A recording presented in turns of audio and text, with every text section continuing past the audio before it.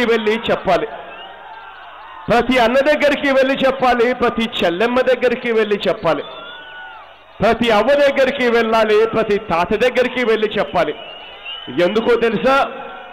ఎన్నికల నాటికి వచ్చేసరికి ఈ పెద్ద మనిషి చంద్రబాబు నాయుడు గారు చెయ్యని మోసం ఉండదు, చెప్పని అబద్ధం ఉండదు, మనకు చూపని సినిమా కూడా ఉండదు అన్నది ఎవరు కూడా మర్చిపోవద్దని అడుగుతా ఉన్నా.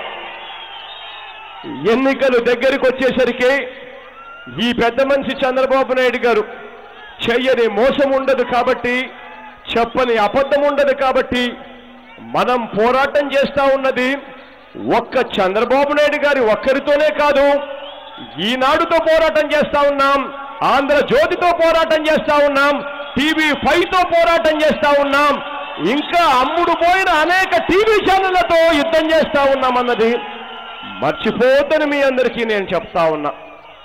ఎన్నికలు వచ్చేసరికి ఈ పెద్ద మనిషి చంద్రబాబు నాయుడు గారు గ్రామాలకు మూటలు మూటలు డబ్బులు పంపిస్తాడు.